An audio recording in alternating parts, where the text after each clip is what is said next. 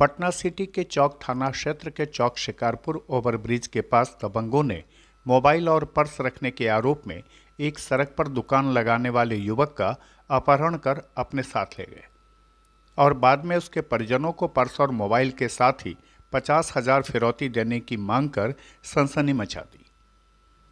अपहरण की सूचना मिलते ही पुलिस ने तत्परता दिखाते हुए 5 घंटे के अंदर पटना के एक गांव मर्चा मर्ची से अपहृत के साथ ही अपहरण के उपयोग में लाए गए ऑटो को बरामद कर लिया। साथ ही अपहरण करने वाले एक अपहर्ता को गिरफ्तार भी कर लिया। बाकी के अपहरणकर्ता भागने में सफल रहे। अपहरण की सारी वारदात सीसीटीवी में कैद हो गई। पुलिस सीसीटीवी फुटेज के आधार पर अपहरण करने वाले सभी सदस्य की पहचान कर गिरफ्तारी के लिए छापेमारी कर रही है। जानकारी के मुताबिक पटना सिटी में ओवरब्रिज के पास सौरभ कपड़े का एक ठेला सड़क पर लगाता है। इस दुकान के पास ही कुछ दबंग सौरभ की दुकान पर आए और शर्ट पसंद करने लगे। काफ़ी देर तक शर्ट देखने के बाद ही सारे दबंग बिना शर्ट खरीदे चले गए। बाद में सारे दबंग आए और सौरभ से अपना मोबाइल और पर्स छूट जाने की बात कहकर उसके साथ मारपीट करने लगे। पर्स और मोबाइल की मांग करने लगे। सौरभ ने सभी दबंगों से कहा कि उनका मोबाइल और पर्स उसकी दुकान पर नहीं छूटा है। इसके बाद दबंग गए और थोड़ी देर में एक ऑटो पर सवार होकर 4 की संख्या में आए और दिन दहाड़े हथियार की नोक पर सौरभ का अपहरण कर अपने साथ ऑटो से लेकर चले गए। इस घटना के बाद इलाके में हड़कंप मच गया। अपहरण की सूचना पर पुलिस पहुंची और पुलिस ने सीसीटीवी के आधार पर छापेमारी शुरू की। इसी बीच सौरभ के भाई के मोबाइल पर अपहरणकर्ताओं ने फ़ोन कर 50,000 फिरौती की मांग की। थोड़ी देर बाद ही सौरभ ने भी अपने भाई के मोबाइल पर फ़ोन किया और खुद को मर्चा मर्ची गांव के ब्रह्मस्थान के पास होने की सूचना दी। पटना के चौक थाना के दरोगा सिद्धेश्वर पासवान ने बताया कि सूचना के बाद पुलिस तत्काल घटनास्थल पर पहुंची और अपहृत को बरामद कर लिया और एक अपहरणकर्ता को गिरफ्तार भी कर लिया। बाकी के फरार अपहरणकर्ताओं की गिरफ्तारी के लिए पुलिस छापेमारी में जुट गई है। सूचना मिली कि नाला पर सुदर्शन पथ के पास जो है एक बच्चे का अपहरण कर लिया गया। इसकी सत्यापन में मैं वहाँ नाला पर पहुँचा तो अपहृत का पिता हमको मिले वहाँ और बताया कि मैं यहाँ ठेले पर फेरी का काम करता हूँ, कपड़े की दुकान हमारी है।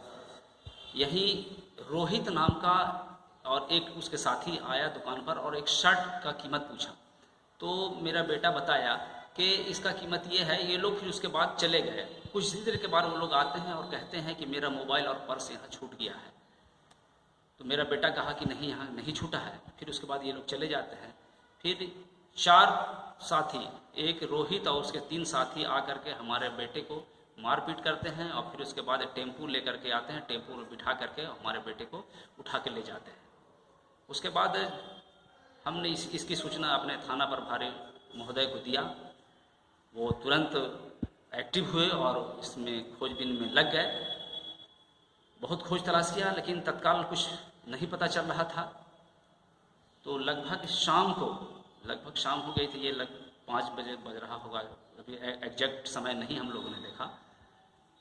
ये जो अपहृत है सौरभ कुमार, उसके बड़े भाई के फ़ोन आया कि मेरा मोबाइल और पर्स वापस कर दीजिए, नहीं तो इसके बदले में आप 50,000 रुपया दीजिए, नहीं तो इसका अंजाम बहुत बुरा होगा।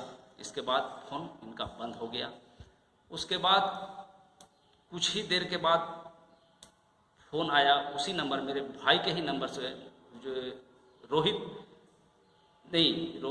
ये सौरभ जो है का बड़ा भाई बताया कि मेरे सौरभ जो है हमको फ़ोन करके बताया कि ये लोग हमें मर्ची ब्रह्मस्थान के पास रखे हुए हैं और अभी ये लोग बगल में गए हैं। तुरंत हम लोग ये थाना को बताते हुए और सभी जो है बाईपास थाना को भी लेकर के, इंस्पेक्टर साहब को लेकर के हम लोग सभी चल दिए वहाँ मर्ची ब्रह्मस्थानी के पास। जहाँ पहुँचे तो वहाँ देखा कि ये मेरा भाई वहाँ पर है और ये लोग भी वहीं, रोहित कुमार उनके अन्य साथी हैं, सभी भागने लगे। भागने के क्रम में रोहित और अन्य साथी भाग गए। एक राजू कुमार, जिसका नाम राजू कुमार है, वह पकड़ा गया, जो मर्ची का रहने वाला है। उसको लेकर के हम लोग सभी और भाई को साथ में लेकर थाने वापस चले गए। और उसमें राजू को माननीय न्यायालय में भेज दिया गया है, जेल भेज दिया गया है और बाकी रोहित की छापेमारी हो रही है। बहरहाल भले ही पटना पुलिस ने 5 घंटे के अंदर सौरभ की बरामदगी कर ली हो, लेकिन पटना जैसे शहर में इस तरह की घटना पुलिस के सामने खुली चुनौती है। खुलासा के लिए पटना सिटी से अरुण कुमार की ये खास रिपोर्ट।